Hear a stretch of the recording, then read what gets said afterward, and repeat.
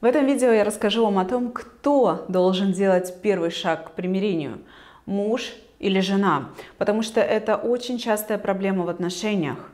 Когда один обидится, другой обидится в ответ, расходятся по разным комнатам, живут так какое-то время, обоим невыносимо. Этот сценарий повторяется раз за разом. Каждый из них в этих разных комнатах или, находясь вместе на кухне, но делая вид, что друг друга не существует, сопит и думает: ты должен первый шаг сделать к примирению. Да? Ведь это невыносимый, неприятный, повторяющийся сценарий, который поднимает очень много неприятных чувств. И кто же должен сделать первый шаг? Во-первых, мне очень интересно ваше мнение, поэтому если у вас уже есть ответ на этот вопрос, пожалуйста, пишите его в комментариях. Поставьте, пожалуйста, мне лайк за это видео, как минимум за то, что смотрите, какую важную тему я сейчас поднимаю. Ведь очень много браков на самом деле распадается именно по этой причине, что один ждет первый шаг от другого, другой его не делает, раз за разом это повторяется. А через какое-то время человек думает: да мне надоело, я чувствую, что я и наши отношения, тебе как будто все это не важно. Давайте разбираться коротко, структурно, ясно. Кто должен делать первый шаг? Муж или жена, то есть в зависимости от гендера, или в зависимости от того, кто виноват. То есть важно, чтобы тот, кто провинился в чем-то, да, именно он сделал первый шаг. Если вы хотите быть всегда принципиально правым, если вы хотите, чтобы справедливость была всегда причиной номер один ваших действий, да, чтобы важнее было справедливость восстановить, чем, собственно, сохранять отношения. Может быть, нафиг не нужны эти отношения, если в них принцип справедливости не поддерживается. Да? То есть если вам важно быть именно правым, то, конечно, вы тогда будете ориентироваться на то, кто виноват. И типа виноватый должен идти первый. Давайте сейчас немножечко отмотаем. А откуда вообще у людей такой бывает стереотип в голове? Не похоже ли это на то, например, вот если вы прямо сейчас, зритель, замечаете, что у вас внутри есть такая вот концепция, да, мне хочется, чтобы было так, тогда вопрос прям к вам, проанализируйте. Я сейчас никого не пинаю, не обвиняю, не уличаю ни в чем. Я хочу помочь каждому, кто смотрит видео, немножко лучше разобраться в себе. Посмотрите внутрь себя, вспомните, как было в детстве. А не делала ли мама или папа, или, может быть, бабушка, дедушка, если они вас растили больше, чем родители, да? То есть важная вот эта в детстве фигура того взрослого, кто растит. Не делала ли эта фигура так же? Ты принес двойку со школы, наказан. А когда это наказание закончится? И ребенок такой сидит и думает, и не понимает, что делать. И чувствуется, что взрослый ожидает, что ты подойдешь с извинениями.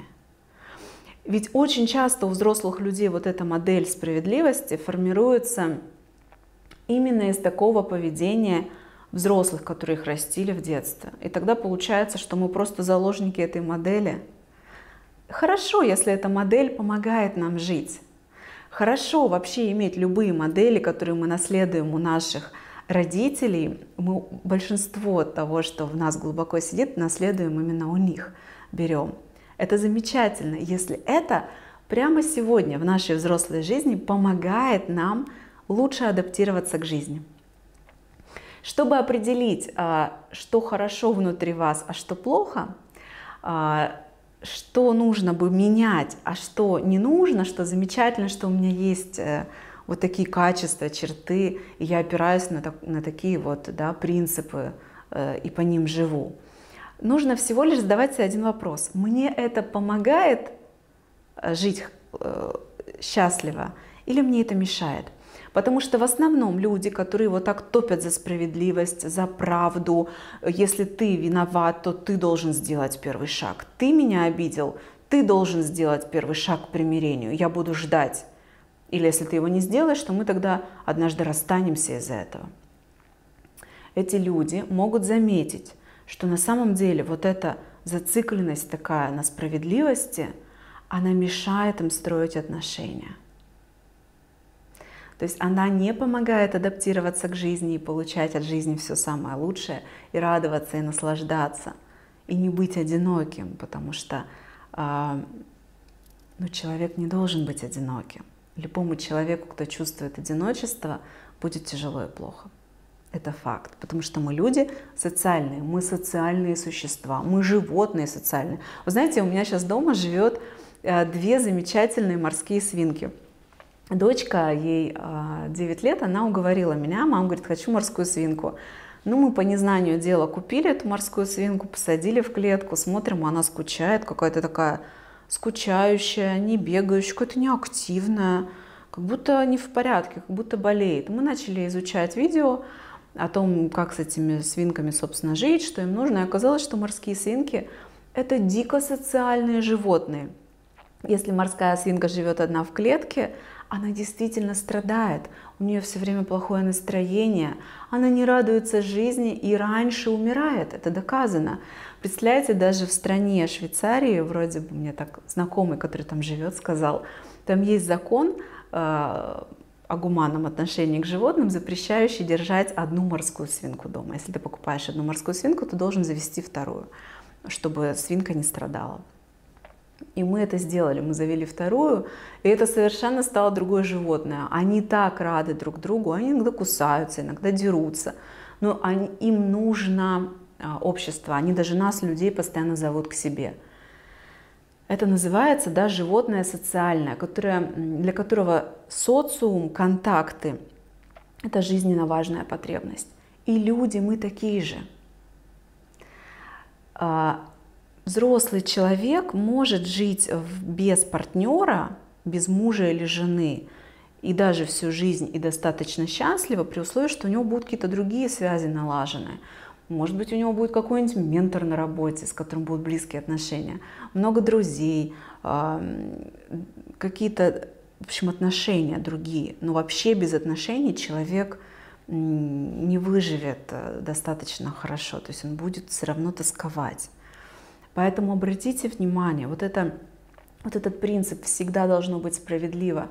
И тот, кто виноват, должен подойти ко мне первым. Он помогает вам адаптироваться к жизни или мешает? Вам с этим легче строить отношения или сложнее? Может быть, стоит заменить это на принцип мудрости? Хотите заменить это на принцип мудрости? И я сейчас коротко расскажу этот принцип. А звучать это может так. Если вы перестанете видеть целью первого шага с вашей стороны или со стороны партнера, перестанете видеть целью шаг к примирению, тогда вы перестанете видеть себя, который делает этот первый шаг, как бы унижающимся.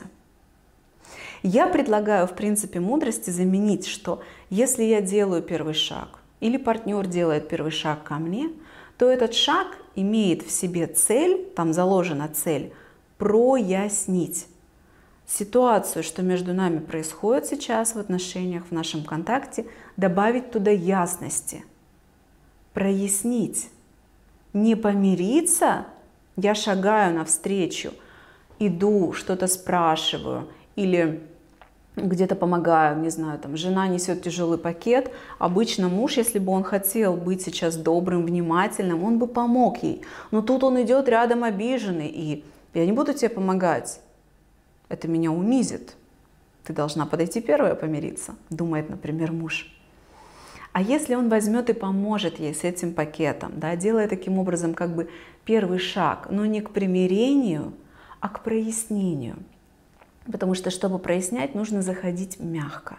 Как только вы зайдете к вашему партнеру в разговор жестко, сразу с обвинений, сразу с претензий, прояснения там не будет компромисса, там не будет договоренности. Партнер от этой жесткости начнет сразу защищаться. А люди часто, кому это сложно дается, да, вот эти моменты примирения, они видят две полярные крайности. Всегда, когда мы в крайностях, у нас хреново, честно, складываются отношения.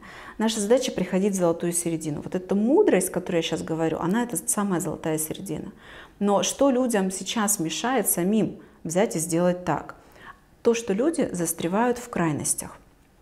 И они видят как будто шаг навстречу партнеру из этих двух крайностей. Одна крайность – это подойти и наехать, додавить, потребовать, обвинить. ты со мной поступил неправильно, ты так плохо сделал, ты был неправ, да? То есть резкое начало разговора сразу с критикой и обвинением. Это одна крайность. Вторая крайность – унижение там чувствуется. Это заглаживать вину, извиняться сразу, как будто вот подстилаться, превращаться в тряпку, об которую будут вытирать ноги. И тогда человек не может сделать этот первый шаг сам, потому что он видит только эти две крайности, и целью этого шага считает как будто попытку примирения.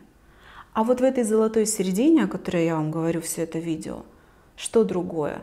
Во-первых, там другая цель, там цель прояснить. Давай поговорим об этом. Давай проясним, что думаешь ты про это. Давай я расскажу тебе, как я это вижу. Давай я скажу тебе, что я чувствую в этот момент. Скажи, а что ты чувствовал в этот момент? И там цель прояснить, и тогда вы заходите через вопросы. Дружелюбно нужно говорить, дружелюбным голосом. То есть очень важна форма. Задавайте вопросы, говорите, как это у вас, что вы чувствуете, что вам не понравилось, как с вами нельзя. То есть начинка, как бы сами слова, текст, смысл очень может быть конкретным, серьезным, без мягкости. Но говорить это нужно относительно дружелюбным голосом. Тогда вы смягчаете, тогда человеку не нужно будет от вас защищаться. То есть нужно идти с этим первым шагом обязательно в состоянии спокойствия. И тут мы касаемся состояния. Очень многих людей так сильно затапливает чувством обиды, как им кажется, что там только обида, да, что их на самом деле так штырит внутри вот этим состоянием, эмоциями, с которыми не понимают, что делать, что они не могут себе даже представить, чтобы подойти к партнеру с доброжелательным голосом. Там внутри просто лава страстей. И тогда вам обязательно нужно научиться разбираться со своими чувствами и состояниями, справляться со своими состояниями, чтобы мы отделили с вами обиду как чувство от обиду как действия. Да? Вот это действие обижаться, молчать, давать дистанцию, игнорировать партнера. Очень важно, во-первых, разделять всегда чувства и что мы делаем из этих чувств, потому что чувствовать обиду имеет право абсолютно каждый человек. Это нормальное наше чувство, оно нам природой дано, оно нам нужно, оно несет очень важную функцию.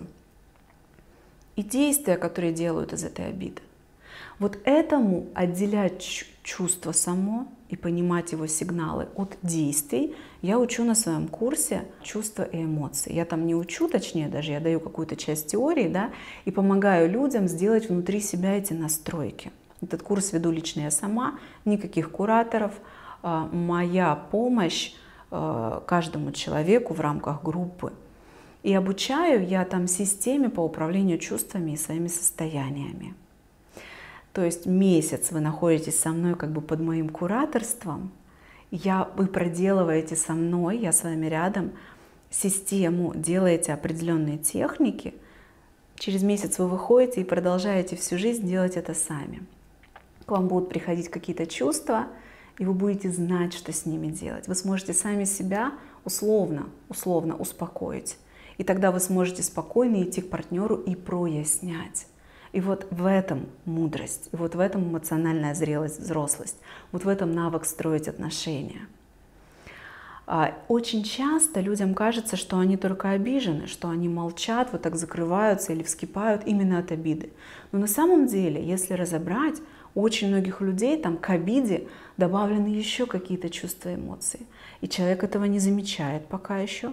Одна из причин, почему не замечает, например, там примешана злость. Слушай, я на тебя обижаюсь и злюсь, и поэтому я игнорирую тебя. И человек не знает, может быть, что делать с этой злостью. А еще хуже, если эта злость у него заблокирована.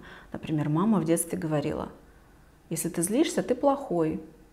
Фу, как некрасиво, какая злая девочка, это так некрасиво.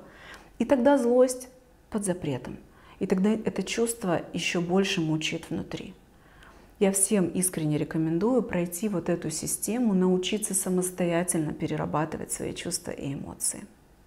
И тогда вы сможете, реально сможете, просто посмотрев вот это видео, успокоить себя, да, и уже знать, что мудрый шаг, подойти прояснить. То есть я не унижаюсь, Я не иду, не стелюсь ни под кого, да.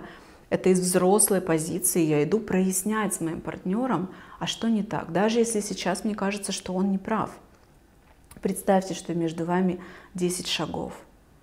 И вот здоровые гармоничные отношения, когда вы, даже если партнер не прав, на золотую середину, на 5 делаете 5 шагов вперед и предлагаете: давай поговорим, давай проясним, что происходит.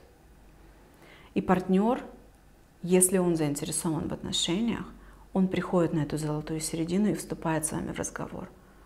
Но для этого нужно не, как, знаете, собаки кусок мяса швыряют, да, кинуть туда, на эту золотую середину: давай поговорим. То есть человек начнет защищаться, он не пойдет. То есть нужно быть в спокойном, не совсем спокойном, да, то есть если вас штырит чувствами, эти чувства для чего-то вам мозг посылает, они важны.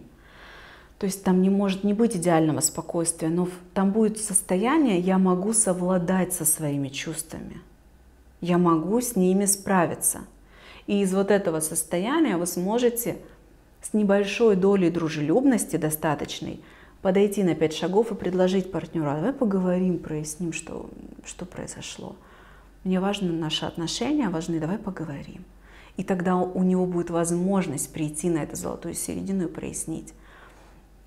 И тогда, если вы пара, в которой вот это одна из самых болезненных, частых тем, проблем, что кто-то на кого-то обижается, и потом вы дуетесь и не разговариваете. На самом деле в Советском Союзе, я помню рассказы, я помню своих родителей, я помню множество других семей, родителей, которые я видела, через детей, с которыми дружила. Господи, это, наверное, самая большая болячка. Если в вашей семье это тоже болячка, то представляете, если вы только одну эту болячку проработаете, насколько сильно улучшатся ваши отношения. Я разрекламировала вам свой курс, а точнее просто рассказала о том, как именно вам он может быть полезен. Ссылку на него оставляю под видео. Поставьте, пожалуйста, лайк, если вам эта информация была полезна. Подписывайтесь на мой канал, обещаю вам много полезных видео про тему отношений. И до встречи в следующих видео.